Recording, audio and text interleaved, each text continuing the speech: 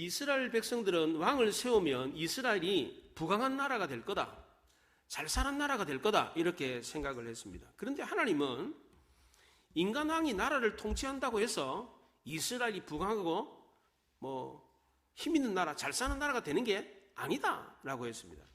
그런데도 이스라엘 백성들은 막무가내였습니다.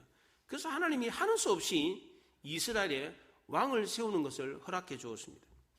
이스라엘 백성들이 하나님의 뜻을 어기고 억지로 왕을 세운 이 나라는 그리 오래가지 못했습니다. 초대 사울왕 일대로 끝나고 말았습니다. 그 기간은 40년에 불과했습니다. 사무엘상은 이 사울 왕국이 망하는 것으로 끝을 맺습니다. 인간의 생각과 고집으로 만들어진 나라는 결국 길보아 산에서 사울과 그의 아들 세 아들이 죽음으로써 무너지고 말았습니다. 이스라엘은 사울왕이 죽고 난 뒤에 또다시 큰 혼란을 겪게 되었습니다. 과거 사사시대로, 왕이 없는 사사시대로 돌아갈 건가? 새로운 전환기를 맞이할 건가? 선택의 기로에 놓였습니다. 이스라엘 백성들은 사울이 죽고 난 뒤에 사울의 막내 아들 이스보셋을 이스라엘의 새로운 왕으로 옹립하고 나라를 다시 세우려고 했습니다. 사실 이스라엘의 왕이 되려면 하나님께로부터 기름 부음을 받아야만 했습니다. 그런데 이스라엘 백성들은 이스보셋이 하나님의 기름 부음을 받지 않았는데도 그를 왕으로 세웠습니다. 이번에도 하나님의 뜻이 아니라 인간의 생각과 고집으로 나라를 세웠습니다. 사울이 죽었으니까 이제 하나님의 기름 부음을 받은 사람은 다윗 한 사람밖에 없습니다. 그러면 당연히 다윗이 이스라엘의 왕이 되어야만 했습니다. 그런데도 이스라엘 백성들은 다윗을 이스라엘의 왕으로 인정하지 않았습니다. 그 이유가 무엇입니까? 다윗은 이스라엘 백성들이 블레셋과 전쟁을 할 때에 블레셋 땅 시글락에 있었기 때문입니다.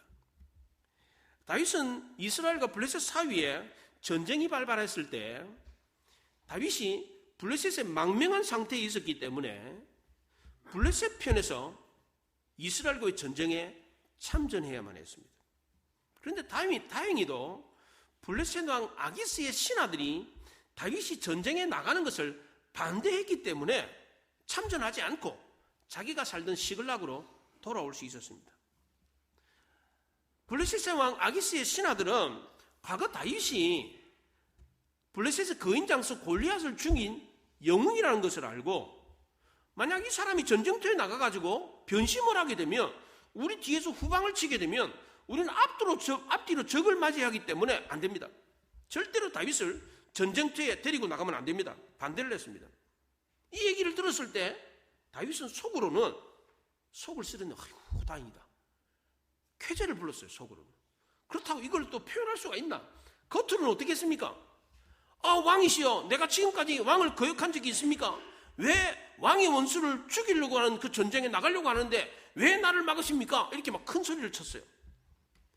그런데 아기스의 신하들이 반대가 더 거셌기 때문에 결국 다윗이 전쟁터에 나가지 못하고 자기가 살던 시글락으로 돌아왔습니다. 아무리 다윗이 이스라엘 영웅이라고 할지라도 이스라엘이 정작 도움이 필요할 때에 다윗은 이스라엘에 아무런 도움을 주지 못했습니다. 다윗은 이스라엘 백성들이 전쟁을 통해서 엄청난 피해를 보는 것을 강 건너 불 보듯 해야만 했습니다. 그렇다고 남의 일처럼 여긴 것은 아니었습니다. 노심초사하며 전쟁의 결과를 기다리고 있었습니다. 블레셋의 망명한 상태였기 때문에 이스라엘 편을 들 수가 없었습니다. 또 그렇다고 블레셋과 맞서서 싸울 수도 없었습니다. 마음 같아서는 자기도 칼을 들고 나가서 이스라엘을 돕고 싶었습니다. 그러나 그렇게 할 수가 없었습니다.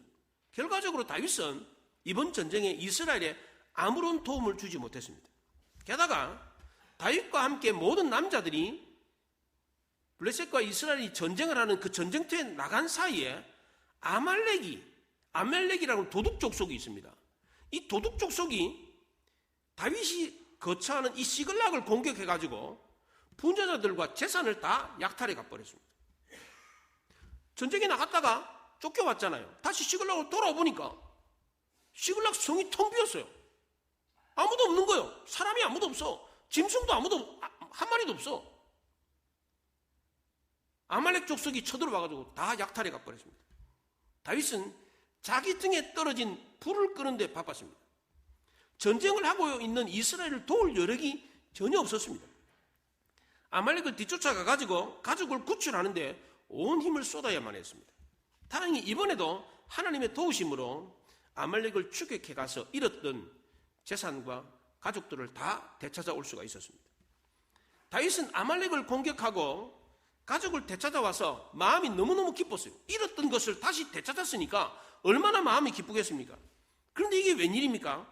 이스라엘이 전쟁에서 패했다는 비보가 들려왔습니다. 그것도 그냥 패한 것이 아니라 왕이 죽고 왕의 아들들도 다 죽고 이스라엘 온 땅이 다 초토화가 되어버렸습니다. 수많은 이스라엘 백성들이 죽고 사울과 그의 아들들까지 다 죽었습니다. 이스라엘 역사에서 이런 패배가 전에도 없었고 후에도 없었습니다. 이 엄청난 패배로 이스라엘은 마치 초상집과 같았습니다. 다윗은 자기가 이스라엘이 아니라 블레셋 경내에 있었기 때문에 아무런 피해를 입지 않아서 아이고 다행이다 이렇게 생각할 수가 없었습니다. 남의 아픔을 외면할 수가 없었습니다. 그래서 다윗은 기뻐했던 아말렉을 쳐가지고 다시 자기가 빼앗던 걸 되찾았던 그 기쁨이 오래가지 않았어요. 마냥 기뻐하고만 있을 수가 없었습니다. 사흘째 되던 날에 이스라엘 진영에서 도망쳐온 한 청년이 다윗을 찾아왔습니다. 이 청년은 옷이 찢어 있었고 머리에는 흙이 묻어져 있었습니다. 이 모습은 비통함을 표현하는 모습이었습니다. 상갓집에 상복을 입은 사람의 모습이었습니다. 전쟁을 치루었던 이 길보아 산에서 남쪽에 있는 시글락까지는 아주 먼 거리였습니다. 이 전쟁의 비보를 알려주기 위해서 찾아온 이 청년은 이스라엘 사람이 아니라 이방 아말렉 사람이었습니다. 그런데 이 청년이 이렇게 먼 거리를까지 시글락까지 찾아와가지고 다윗에게 이 전쟁의 비보를 알려준 이유가 무엇이었습니까? 사울의 적이었던 다윗에게 이 사울의 죽음을 알려주면 자기가 상을 받을 거다 이렇게 생각을 했기 때문입니다. 그래서 다윗에게 와가지고 땅에 엎드려서 넙죽 절을 했습니다. 이때 다윗은 먼저 이 청년에게 너는 어디서 왔느냐 이렇게 물었습니다. 다윗이 어디서 왔느냐라고 물었던 것은 전쟁에 대한 결과가 궁금했기 때문입니다. 두 번째 질문도 마찬가지입니다. 일이 어떻게 되었느냐라고 물었는데 이건 역시도 전쟁의 결과가 어떻게 되었느냐라는 질문이었습니다. 청년은 이스라엘 진영에서 도망쳐 나왔습니다. 군사가 전쟁 중에 도망하였고 무리 가운데 엎드려져 죽은 사람이 많았고 사울과 그의 아들 요나단도 죽었습니다. 이렇게 말을 했습니다. 왕이 계승자인 요나단까지 죽었다. 요나단도 죽었다. 이렇게 말을 합니다. 요나단도, 이 도자가 붙어 있어요. 요나단도 죽었다라고 하는 말은 요나단이 자기 왕이 계승자였기 때문에 이걸 알고 있었기 때문에 왕이 계승자까지 죽었다. 그러니까 다윗 당신이 이제 자기 왕이 될 사람이다. 이런 암시가 담겨 있었습니다. 이 청년은 다윗이 이 보고를 들으면 기뻐할 줄로 생각했습니다. 그런데 다윗은 그렇지 않았습니다. 세 번째로 다윗은 사울과 요나단이 죽은 줄을 내가 어떻게 아느냐 이렇게 물었습니다. 다윗은 사울과 요나단이 죽었다는 보고를 들었을 때 큰 충격을 받았습니다. 재차 확인하고 싶어서 네가 그걸 어떻게 아느냐 이렇게 물었습니다. 다윗이 이렇게 다시 물었던 것은 사울과 요나단이 죽음으로 인해가지고 이제는 자기가 왕이 될 기회가 됐다, 기회를 얻었다 이런 생각을 확인하기 위해서 물은 게 아니었습니다. 하나님께로부터 기름 부은 왕이 죽었고 사랑하는 친구 요나단이 죽었기 때문에 너무나도 놀랍고 안타까워서 정말 그게 사실인지 확인하기 위해서 물었습니다. 그러자 청년이 나는 우연히 길보아 산에서 고통을 당하며 죽어가는 사울왕을 보았습니다. 사울왕이 나에게 가까이 와라. 내가 지금 죽어가니까 나를 죽여달라 이렇게 말을 해서 내가 사울왕을 보니까 이게 살 사람이 아닌 것을 확인하고 그를 죽이고 그의 왕관과 그의 팔걸이를 가지고 왔습니다. 이렇게 말을 했어요. 사무엘상 마지막 장 31장에서는 사울이 어떻게 죽었습니까? 자살해서 죽었습니다. 자기 칼에 자기가 엎드러져 가지고 죽었다 이렇게 기록되어 있습니다. 그런데 오늘 보면 사무엘하 1장에서는 이 아말렉 청년이 사울을 죽였다 이렇게 되어 있습니다. 내용이 달라요. 그럼 어느 말이 맞습니까 이게? 누구의 말을 믿어야 됩니까? 역사라는 것이 바로 이런 것입니다. 사무엘상 31장의 기록은 하나님이 기록한 역사였습니다. 그런데 사무엘하 1장의 기록은 인간이 날조한 역사였습니다. 우리는 어떤 것을 믿어야 합니까? 어떤 것이 진짜 역사고 어떤 것이 가짜 역사인지 어떻게 합니까? 사무엘상 31장은 사실을 있는 그대로 기록했습니다. 어떤 편견이나 사심이 들어있지 않습니다. 그러나 사무엘하 1장에는 사심이 들어있습니다. 개인적인 욕심과 영심이 들어있습니다. 그렇다면 어떤 역사가 진짜 역사입니까? 개인적인 사심이나 역사 해석이 들어가 있는 역사보다는 사실을 그대로 기록한 역사가 사실일 가능성이 높습니다. 개인의 역사를 말할 때도 마찬가지입니다. 대통령 지냈던 분들, 유명한 사람들, 자서전 쓰는 사람들 있잖아요. 출판 기념회 하면서 자기 회고록을 쓰는 사람들이 있어요. 유명한 사람. 그래가지고 책 팔아먹고 돈벌이 하는 사람들이 있어요.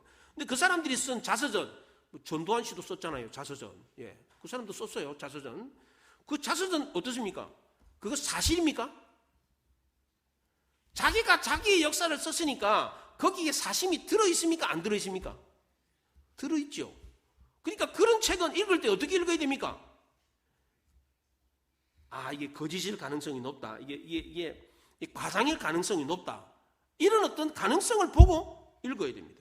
사실이 아닐 내용들이 많습니다. 어떤 사람의 과거사를 파헤칠 때도 마찬가지입니다. 그게 사실인지 아닌지를 알려면 그 내용의 저의를 알아야 됩니다. 왜 이 사람이 이걸 썼지? 이거를 파악을 하고 읽어야 제대로 이해할 수가 있습니다. 그래서 로마의 마지막 군인 황제였던 마르크스 아우렐리우스라는 사람이 그가 쓴 명상록에서 진리를 판가하는 방법을 알려줬습니다. 마르크스 아우렐리우스의 이 명상록은 제가 고등학교 시절에 국어책에도 실려 있었어요. 이 사람의 글이 피테의 산문이라고.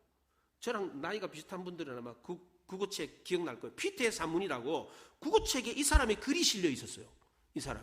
이 사람은 전쟁터에 나갈 때마다 늘 언제나 나갈 때마다 글을 썼어요. 자기의 어떤 생각들을 글을 써서 그걸 묶어가지고 나온 책이 그의 명상록입니다. 그 유명한 책이 됐습니다. 이 사람의 책이. 이 사람의 책에 이런 내용이 나옵니다. 자기에게 충원을 해주는 신하들의 말이 있는데 이 사람의 말이, 이 신하들의 말이 어떤 게 정직한 말인지 아닌지 구별하는 방법을 알려줬습니다. 그가 하는 말이 그 당사자에게 유리한 말이라면 그것은 필시 거짓말이거나 왜곡될 가능성이 높다. 그러나 반대로 이 말을 전하는 그 사람의 말이 그 당사자에게 피해가 되는 말임에도 불구하고 자기에게 그 말을 해준다면 그 말은 사실일 가능성이 높다. 이렇게 말을 했습니다. 지금 다윗에게 사울의 죽음을 알려주는 이 청년의 말은 어떻습니까? 이 청년이 다윗에게 이 말을 전해주는 저희가 뭡니까? 왜 이 먼 곳까지 와가지고 사울이 죽었다는 얘기를 전해줍니까? 왜 전해줍니까? 상 받기 위해서. 그래서 다윗은 사울과 요나단이 죽은 걸 네가 어떻게 아냐? 이렇게 다시 물었습니다. 이 청년은 사울과 그의 아들 요나단이 분명히 죽었다는 증거로 내가 사울을 죽였습니다. 그리고 그 증거로 사울의 왕관과 그의 팔걸이를 가져왔습니다. 보십시오. 이렇게 말을 했습니다. 다윗은 이 사실을 확인하고 옷을 찢었습니다. 옆에 있던 모든 사람들도 다 같이 옷을 찢었습니다. 다윗이 옷을 찢은 것을 와우 족속법으로 기록되어져 있습니다. 곧바로 옷을 찢었다. 듣고 그걸 보고 왕관과 금팔찌를 보고 곧바로 옷을 찢었다. 이렇게 표현되어 있습니다. 그러니까 다윗이 그냥 머뭇거린 게 아닙니다. 너무나도 충격을 받아가지고 그 충격을 견디지 못해가지고 옷을 찢었어요. 그런데 이 사울의 왕관과 팔걸이를 보았을 때는 믿을 수밖에 없었어요. 처음엔 안 믿었어요. 원래 4절에서 이미 그 얘기를 했어요. 사울과 그의 아들 요나단이 죽었다는 얘기를 4절에서 했어요. 그런데 11절에서 옷을 찢었단 말이죠. 왜 그랬느냐? 왕관과 금팔찌를 보고 확인을 했기 때문입니다. 그리고 자기 마음에 비통한 마음을 억제할 수가 없었기 때문입니다. 그리고 저녁 때까지 슬피 울며 금식을 했습니다. 그리고 마지막으로 다윗이 이 청년에게 다시 묻습니다. 너는 어디 사람이냐 그랬어요. 8절에서 이미 이 청년이 사울과의 대화를 통해 자기가 아말렉 사람이라는 것을 밝혔습니다. 그런데 다시 또 다윗이 또 묻습니다. 13절에서 네가 어디 사람이냐 이렇게 묻습니다. 알면서도 재차 물었습니다. 그 이유는 이방 아말렉 사람인데 어떻게 사울과 나의 관계를 알고 사울왕의 왕권을 상징하는 왕관과 이 금팔찌를 가져왔는지 그걸 확인하고 싶었기 때문입니다. 청년은 자신이 아말렉 사람이고 외국인의 아들이다 이렇게 말했습니다. 외국인의 아들이다 이 말은 이스라엘 사람으로 귀화했다는 뜻입니다. 그렇기 때문에 다윗이 사울의 미움을 받았고 사울의 적이라는 것도 알고 있었습니다. 그래서 이 청년은 사울을 죽이고 그 유품을 다윗에게 갖다 주면 상을 받을 거다 이렇게 생각을 했습니다. 전말을 파악한 다윗은 이 청년을 죽이라고 명령했습니다. 다윗이 이 청년을 죽이라고 명령했던 이유가 뭡니까? 첫째는 이 청년이 여호와의 기름 부음 받은 자를 죽였기 때문입니다. 그 당시에 여호와의 기름 부음을 받은 사람은 세 종류였습니다. 왕과 제사장과 선지자 세 종류. 이 사람만 기름 부음을 받습니다. 이 사람들은 사람에 의해서 세워진 사람들이 아니라 하나님에 의해서 세워진 사람들입니다. 이런 이유 때문에 다윗도 사울이 하나님께 기름 부음을 받은 사람이라는 것을 알았기 때문에 죽일 수가 없었습니다. 다윗은 사울을 2번이나 죽일 기회가 있었습니다. 아둘람 굴에서 사울이 용변 보러 왔다가 뒤에 있는 다윗에게 죽을 뻔했어요. 하길라산에서 잠을 쿨쿨 자고 있는데 이때 다윗이 와가지고 머리 위에서 그냥 창으로 콕 찔러 죽일 수가 있었어요. 근데도 죽이지 않았습니다. 그 이유는 사울이 하나님의 기름 부음 받은 자였기 때문입니다. 하나님께로 기름 부음 받은 사람을 벌을 주거나 죽이는 것은 하나님의 손에 달려 있었습니다. 아말렉 청년은 이스라엘 백성으로 귀화했기 때문에 이 사실을 너무나도 잘 알고 있었습니다. 그런데도 아무런 꺼리낌 없이 하나님의 기름 부음 받은 자를 죽였습니다. 이것은 하나님을 대적하는 것이었고 하나님의 권위를 침범하는 대죄였기 때문에 죽어 마땅했습니다. 이것은 종교적인 이유였습니다. 두 번째로 다윗이 이 아말렉 청년을 죽였던 이유는 정치적인 이유가 있었습니다. 만약 다윗이 이 아말렉 청년을 죽이지 않고 그에게 상을 주었더라면 어떻게 됐겠습니까? 다윗이 사울을 죽인 사람, 이 청년에게 상을 주었다는 이 소식이 이스라엘 사람들에게 전해지면 이스라엘 사람들은 다윗을 어떻게 생각했겠습니까? 하나님의 기름 부음 받은 자를 죽인 자에게 상을 주고 그를 두둔했다는 이유로 이스라엘 백성들의 비난을 피할 수가 없었을 겁니다. 그렇지 않아도 다윗은 지금 블레셋과 전쟁을 할 때에 블레셋에 망명을 가 있었기 때문에 죄인 취급을 받고 있었습니다. 이스라엘이 정말 도움을 필요로 할 때에 아무런 도움을 주지 못했습니다. 자기 잘못 때문에 오히려 이스라엘이 더 큰 피해를 입고 있었습니다. 만약에 하나님의 말씀대로 다윗이 사울의 추격을 받아도 이스라엘 경내를 벗어나지 않고 이스라엘 경내에 머물러 있었더라면 분명히 다윗은 블레셋과의 전쟁에 참전했을 겁니다. 그랬더라면 이스라엘은 이렇게 참혹한 패배를 경험하지 않았을 겁니다. 옛날처럼 군대 장군으로 전쟁에 참전하지는 못했다고 할지라도 일반 사병으로 그 전쟁에 참전을 했더라도 이스라엘 사람들은 다윗으로 인해서 큰 용기를 얻었을 겁니다. 왜냐하면 과거에 다윗이 블레셋의 거인 장수 골리앗을 죽인 영웅이었기 때문입니다. 내부의 적이 있다고 할지라도 외부의 적보다 더 위협적이지는 않은 것입니다. 비록 다윗과 사울이 서로 대치하는 상황이었지만 블레셋이 쳐들어왔을 때 다윗도 이스라엘의 위험을 나무라라 하지를 않았을 겁니다. 어떤 방법으로든지 간에 이스라엘을 도우려고 했을 겁니다. 만약 그랬더라면 사울과 다윗이 서로 화해할 수 있는 기회를 얻었을 겁니다. 적이 쳐들어왔을 때 형제가 서로 싸우다가도 적이 쳐들어왔으니까 싸움을 중단하고 야 외부 적부터 막자. 그래가지고 외부 적을 막아서 이겼다면 과거에 형제와 싸웠던 그 싸움은 아무것도 아닌 게 되는 겁니다. 그렇잖아요? 만약 다윗이 하나님의 말씀대로 이스라엘을 떠나지 않고 이스라엘 경내에 머물러 있었더라면 분명히 블레셋과의 전쟁에 참전을 했을 거고 그리고 전공을 세웠을 겁니다. 그리고 관계도 회복되었을 겁니다. 다윗은 지난날의 삶을 뒤돌아보면서 후회가 막심했습니다. 다윗은 정말 이스라엘이 자기를 필요로 할 때에 그 자리를 지켜주지 못했습니다. 다윗이 블레셋에 망명한 것은 가장 어리석고 미련한 판단이었습니다. 그 당시에는 다윗이 생각했을 때 그게 가장 현명한 판단이다 이렇게 생각을 했습니다. 그런데 일이 지나고 나니까 보니까 그게 아니라는 사실을 깨달았습니다. 다윗은 자신이 블레셋에 망명한 것이 정도가 아니다, 하나님의 뜻이 아니라는 것을 알았습니다. 그런데 무리하게 블레셋에 망명을 했습니다. 그 당시 하나님이 다윗에게 선지자를 보냈습니다. 다윗이 블레셋에 망명을 하려고 할 때 하나님이 아시고 선지자를 보내가지고 너 블레셋으로 망명하지 마라, 도망 다니더라도 이스라엘 경내에 있으라, 이렇게 알려줬습니다. 그래서 다윗도 이스라엘 경내에 머물러 있어야 되는 것을 알고 있었습니다. 그런데도 불구하고 억지로 자기 고집으로 블레셋에 망명을 했습니다. 처음에 다윗이 블레셋 왕 아기스에게 망명을 했을 때 아기스 왕의 신하들이 다윗을 알아봤습니다. 저놈 저거 골리앗을 죽인 이스라엘의 영웅인데 저 사람 살려두면 나중에 큰 화근이 됩니다. 저 사람 죽여야 됩니다. 이렇게 말했을 때 다윗이 깜짝 놀라가지고 죽을 것 같아가지고 침을 질질질 흘리면서 미친 척을 했어요. 그래서 겨우 도망 나왔습니다. 그러면 그때 하나님이 내가 블레셋에 들어가는 걸 원하지 않는구나, 이걸 깨달아야 됐습니다. 그런데 미련하게 또 아기성한테 또 갔어요. 스스로 용병을 자처하면서 내가 당신을 지켜주는 용병이 되겠습니다. 그러면서 자처해서 들어갔어요. 그래서 시글락 성을 얻어가지고 시글락에 거하게 됐습니다. 하나님이 가지 말라고 했는데도 불구하고 다윗이 억지로 고집을 세워가지고 블레셋에 들어갔습니다. 다윗이 블레셋에 들어간 것은 하나님의 원하신 뜻이 아니라는 것을 알면서도 자기의 육신의 평안함을 위해서 그렇게 했습니다. 결과가 나고 난 뒤에, 일이 터지고 난 뒤에 보니까 내가 그때 그렇게 판단한 것이 정말 어리석은 판단이었구나라는 사실을 알았습니다. 그래서 다윗이 어떻게 했습니까?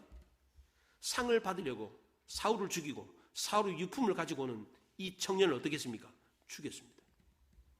나중에 사울의 아들 이스보셋이 왕이 되었을 때 이 이스보셋을 암살한 신하들이 있었습니다. 네갑과 바아사라고 형제가, 이 사울의 아들이 이제 왕위에 오르거든요. 이 이스보셋을 죽인 사람이 또 이스보셋을 죽였다고 다윗에게 상을 받으려고 왔어. 이때도 그 사람들을 죽여버렸습니다. 다윗이.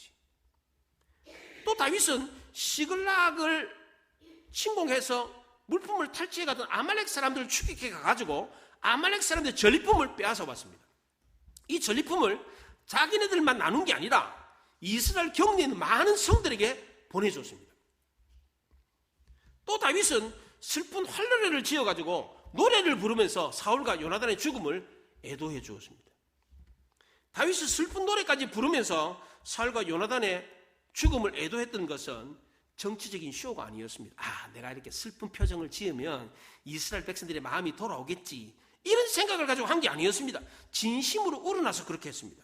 사실 사울은 다윗의 평생의 원수였습니다. 이 다윗은 사울 때문에 12년 동안 도망자 신세가 되어야 했습니다. 죽을 고비를 여러 번 겪었습니다. 그런데도 다윗은 이 사울을 미워하지 않았습니다. 오히려 그를 불쌍히 여겼습니다. 요나단도 다윗의 경쟁자였습니다. 차기 왕이 될 사람이었습니다. 그런데도 다윗은 이 요나단을 경쟁자로 생각하지 않았습니다. 슬픈 활노래를 부르면서 사울과 요나단의 죽음을 애도해 주었습니다. 이 다윗이 불렀던 이 활노래는 야살의 책에 기록되어져 있었다 그랬는데, 이 야살의 책은 그 당시에 전쟁 일지를 기록한 책이었습니다. 이 전쟁 일지를 기록한 이 책에 이 활노래가 기록되어져 있는데, 본래는 이 노래에 여러분들 성경책에 보면 앞이 조금 이렇게 자리가 좀 비어져 있어요. 노래 가사라고 해서 달리 표현이 되어 있습니다. 여기 원래는 악보가 있었습니다. 악보가. 근데 지금은 글자만 전해져 있습니다. 악보는 지금 어떤 악보인지는 알려지지 않고 가사만 기록되어서 지금 후대에 전해진 것입니다. 그런데 이 노래는 본래 처음에는 크게 분노했다가 탄식하면서 서서히 슬픔으로 이어지는, 침묵으로 이어지는 그런 곡조로 불려진 노래였습니다. 이스라엘의 영광의 산에서 죽었다, 이렇게 하면서 노래가 시작됩니다. 사울과 요나단은 이스라엘의 영광을 위해서 몸을 던져서 싸웠던 용감한 용사였습니다. 다윗은 이들이 이스라엘의 영광을 위해서 장렬하게 전사했다라고 노래했습니다. 다윗은 이 노래에서 사적인 감정을 배제했습니다. 그리고 이 노래가 블레셋 사람들에게 알려지지 않도록 했습니다. 왜냐하면 이 노래가 블레셋 사람들에게 알려지면 블레셋 사람들이 우리가 하나님을 이겼다, 이렇게 노래할 수가 있었기 때문입니다. 그래서 20절에 보면 이 일을 가드에도 알리지 말며 아스글론 거리에도 전파하지 마라, 블레셋 사람들이 딸들이 즐거워할까? 할례받지 못한 딸들이 개가를 부를까? 염려로다 이렇게 말을 했습니다. 이스라엘 백성들은 자기네들이 잘못해가지고 욕을 얻어먹는 것은 달갑게 받을 수 있었습니다. 그러나 아무런 잘못이 없는 하나님이 욕을 얻어먹는 것은 받아들일 수가 없었습니다. 다윗은 하나님을 원망하는 대신에 길보와 산을 원망했습니다. 그리고 사울의 방패를 원망했습니다.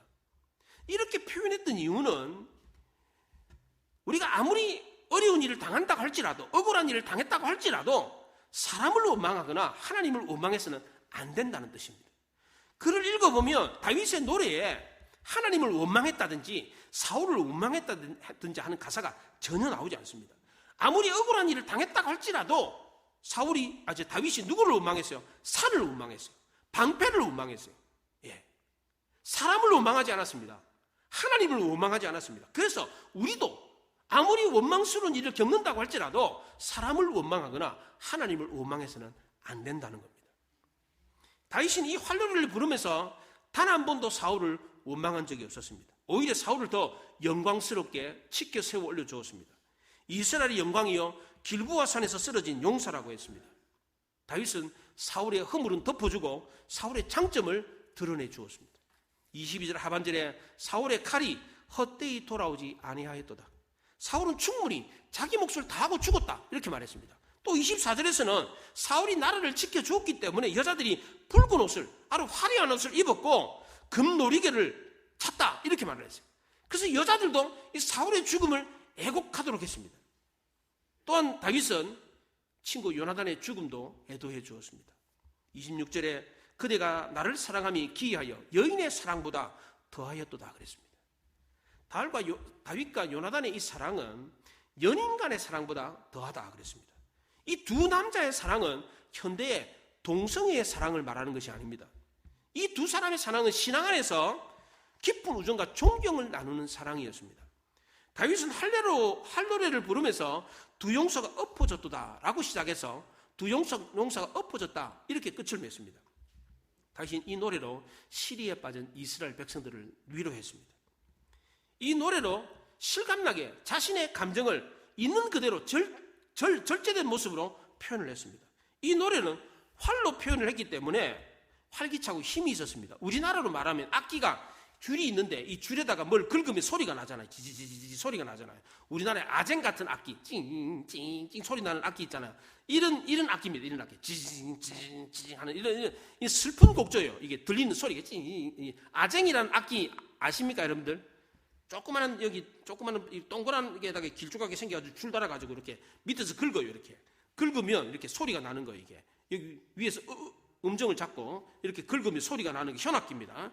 현악기인데 이 악기는 영적인 리듬이 있어가지고 백성들이 슬픔을 이기고 다시금 힘과 소망을 얻도록 하는, 그래서 활기차게 슬픈 노래지만 활기차게 노래를 연주할 수 있는 악기였어요. 이렇게 빨리 긁으면 막 힘이 나는 거예요. 막 그냥 슬픈 노래지만 힘이 나는 이런 악기였습니다. 다윗은 이 할례를 통해 가지고 이스라엘 백성들을 위로했습니다. 그리고 온 유다 백성들에게 이 활노래를 가르치도록 명령했습니다. 다윗이 이렇게까지 진심으로 사울과 요나단의 죽음을 애도했는데도 무려 7년 동안 다윗은 이스라엘 백성들의 마음을 얻지 못했습니다. 그 이유가 무엇입니까? 이스라엘 백성들이 블레셋과 전쟁을 할 때에 극심한 피해를 입고 수많은 사람들이 죽었을 때, 아비규환을 당했을 때 다윗이 어디 있었습니까? 이방 나라, 그것도 블레셋 나라, 적이었던 블레셋 나라에 망명해 있었기 때문입니다. 이런 이유 때문에 다윗은 사울이 죽고 난 뒤 무려 7년 동안이나 이스라엘 백성들의 마음을 얻지 못했습니다. 이스라엘 백성들의 섭섭한 마음은 7년이 지나도록 가라앉지를 않았습니다. 그래도 다윗은 포기하지 않고 기다렸습니다. 하나님이 이렇게 다윗을 7년 동안이나 기다리게 했던 이유가 뭡니까? 기름 부음을 받은 자가 왕이 됩니다. 그럼 사울이 죽었으면 다윗이 기름 부음을 받았으니까 곧바로 왕이 되어야 맞습니다. 그럼에도 불구하고 7년을 더 기다리게 했습니다. 왜 그렇습니까? 정직이 사람의 마음을 얻고 승리의 비결이고 나라를 든든하게 세우는 방법이었기 때문입니다. 하나님이 다윗을 통해서 새롭게 세우는 나라는 정직을 통해서 세워지는 나라였기 때문입니다. 사무엘상은 사울 왕국으로 끝을 맺습니다. 그리고 사무엘하가 다윗 왕국으로 시작됩니다. 사울 왕국과 다윗 왕국의 다른 점이 무엇입니까? 사울 왕국이 무너진 이유가 뭡니까? 정직하지 않았기 때문입니다. 그래서 다윗이 이루는 나라는 정직으로 시작하는 나라여야만 했습니다. 사도행전 5장에 초대교회가 막 부흥하고 성령운동이 일어날 때에 갑자기 아나니아와 삽비라 부부가 죽었습니다. 아나니아와 삽비라 부부는 재산을 팔고 조금 남겨놓고 전부 다다라고 사도들한테 거짓말을 했어요. 그래서 그 자리에서 죽어버렸어요. 예. 재산 팔아가지고 남겨놓고 이게 전부입니다. 이렇게 거짓말했다가 그 자리에서 그냥 죽어버렸어요. 어떻게 이런 일이 있을 수 있습니까? 막 교회가 부흥을 하고 막 사람들이 막 구름대처럼 교회로 몰려드는데 부부가 죽어버렸다니까요? 어떻게 이런 일이 있을 수 있습니까? 새롭게 세워지는 교회에는 순결해야 되기 때문입니다. 거짓이 포함돼서는 안 되었기 때문입니다. 교회가 한참 부흥하고 왕성하게 세워질 때는 제일 중요한 게 뭡니까? 정직이라는 겁니다. 건물이 세워질 때도 마찬가지입니다. 그 기초가 든든해야 됩니다. 만약 그 기초가 든든하지 못하면 크게 지어진 건물은 어떻게 됩니까? 나중에 어떻게 됩니까? 철근 빼먹고 콘크리트 강도 속이고 그럼 어떻게 됩니까? 무너집니다. 무너져도 크게 지어진 건물은 어때요? 그 무너짐이 더 크고 더 참혹합니다. 하나님이 다윗을 통해서 세우고자 하는 나라도 역시 마찬가지였습니다. 하나님이 다윗을 통해서 세우고자 하는 나라는 구멍가게가 아니었어요. 조그마한 한 집안이 아니었습니다. 엄청나게 큰 나라였습니다. 장차 도래할 메시아 왕국을 나타내주는 그림자였습니다. 찬란한 이스라엘 나라의 문화를 알려주는 그런 나라였습니다. 크고도 놀라운 하나님 나라를 보여주는 그런 나라였습니다. 그런 나라를 만들기 위해서는 어떤 속임수도 어떤 거짓도 용납될 수 없었습니다. 그래서 아말렉 청년이 죽임을 당했던 겁니다. 이 청년은 오로지 상에만 눈이 멀었습니다. 은근히 자기 공을 지켜 세우려고 거짓말을 했습니다. 사울이 자살내가 이미 죽었는데도 불구하고 뭐라 그랬습니까? 내가 죽였다. 자기가 죽였다고 그럽니다. 영심이 발동했습니다. 남을 속이고 자기 이익을 챙기려고 하는 장깨가 오히려 자기에게 화가 됐습니다. 정직하지 못했기 때문에 그 화가 자기에게 미쳐가지고 죽임을 당했습니다. 욕심이 잉태한 적 죄를 낳고 죄가 장성한 적 사망을 낳는다 그랬습니다. 만약 이 청년이 그때 그 사실을 있는 그대로 정직하게 말했더라면 어떻게 됐겠습니까? 내가 우연히 길보아 산에 갔는데 보니까 사울이 칼에 찔려가지고 죽어 있었습니다. 그래서 사울이 죽은 걸 확인하고 사울이 죽었다는 증거로 사울이 머리에 쓰고 있던 왕관과 그의 팔의 팔찌를 가지고 당신에게 가져왔습니다. 이렇게 말을 했더라면 이 사람은 어떻게 되겠습니까?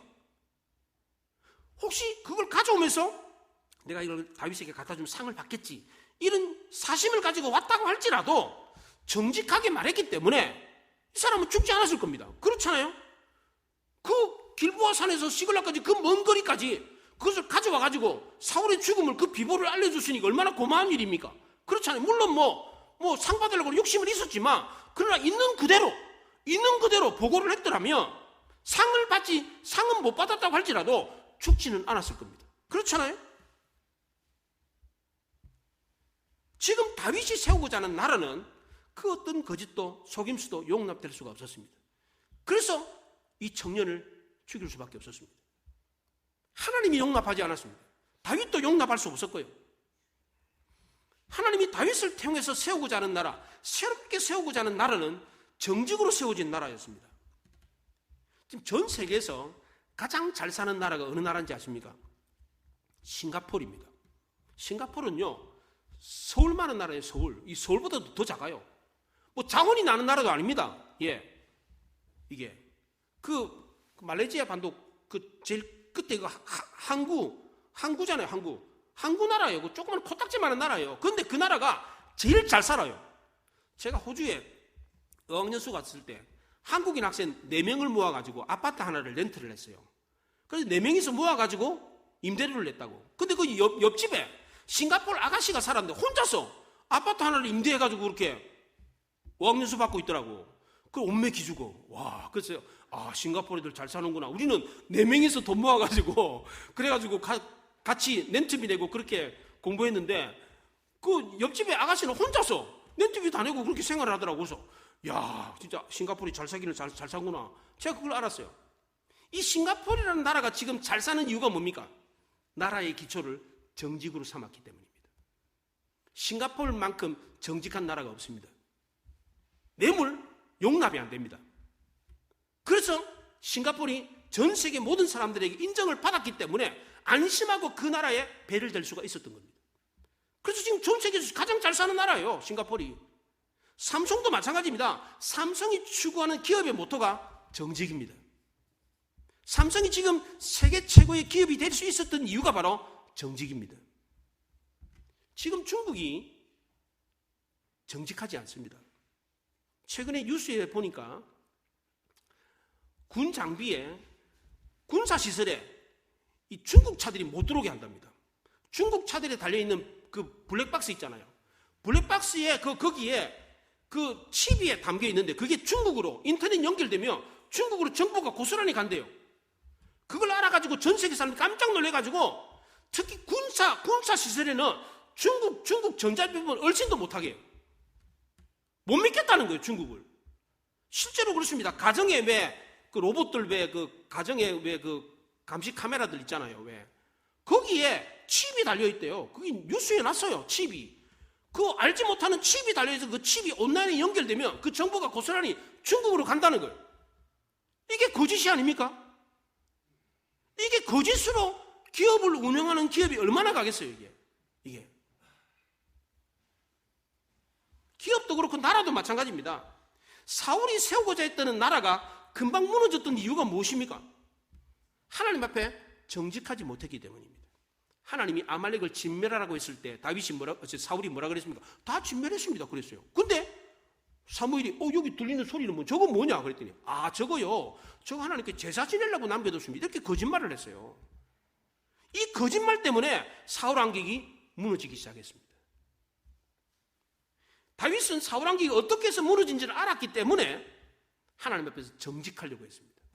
다윗이 범죄에서 벌을 받았을 때 시편 51편에서 이렇게 고백을 했습니다. 내 마음에 정직한 마음을 창조하시고 내 안에 정직한 영을 새롭게 하옵소서. 이렇게 고백을 했어요. 자기가 정직하지 못했기 때문에 벌을 받았다는 사실을 알고 다시금 내 정직이 회복되게 해주십시오. 이렇게 말을 했어요. 하나님이 다윗을 통해서 세우고자 하는 나라는 그 어떤 거짓도 그 어떤 속임수도 용납될 수 없는 나라였습니다. 그렇다면 다윗이 만들려고 하는 나라만 그렇습니까? 그렇지 않습니다. 우리 교회도 마찬가지입니다. 교회가 크고 아름답고 든든한 공동체가 되려면 정직해야 합니다. 어떤 속임수도 어떤 거짓도 있어서는 안 됩니다. 우리의 가정도 마찬가지입니다. 가정이 든든하고 온전하게 서려면 그 어떤 거짓이 스며들어서는 안 됩니다. 부부지간에 거짓이 있잖아요. 그럼 그 가정은 흔들립니다. 서로 부부지간에 거짓말 하잖아요. 그러면 흔들려요. 그래서 저는 저희 집사람이 어디 갔다 왔어요? 어디 있었어요? 꼬치같이 미루면 거짓말 할 것 같으면 제가 그래 우리 집사람 보고 더 이상 묻지 마라 그래요. 거짓말 해야 되니까. 그런 경우가 있잖아요. 남자들이 좀 이렇게 말하면 좀 안 되는 경우 있어요. 예, 그런 경우 있다고. 그래 계속 꼬치같이 물으면 제가 더 이상 묻지 마라 그래요. 예, 더 물으면 거짓말 해야 되니까. 그래서 저는 거짓말을 안 하려고 했어요. 예, 그렇다고 제가 완벽한 건 아니지만 부부지간에 거짓이 스며들잖아요. 그러면 가정이 무너집니다. 가정만 그런 것이 아닙니다. 직장도 마찬가지입니다. 우리가 일하는 직장도 하나님 나라입니다. 우리가 일하는 직장이 크고 든든하게 서려면 정직해야 됩니다. 만약 우리가 일하는 직장이 정직하지 않다면 그 직장은 오래가지 못합니다. 우리가 속하는 가정도 나라와 민족도 마찬가지입니다. 정직으로 세워진 나라가 공동체가 되어야 합니다. 맞습니까? 우리가 속한 공동체가 이런 공동체가 될 수 있도록 먼저 우리가 정직해야 됩니다. 하나님이 거짓이 없는 다윗을 내 마음에 합한 자라고 했던 것처럼 다윗이 범죄했을 때 내 안에 정직한 영을 새롭게 해주십시오라고 기도했던 것처럼 우리도 먼저 다윗처럼 정직해야 됩니다. 그리고 우리가 속한 공동체가 정직한 공동체가 될 수 있도록 기도해야 합니다. 그리하여 하나님 우리를 통해서 세우시는 공동체가 든든하고 아름다운 공동체가 될 수 있기를 바랍니다. 기도하겠습니다. 말씀을 생각하며 기도합니다.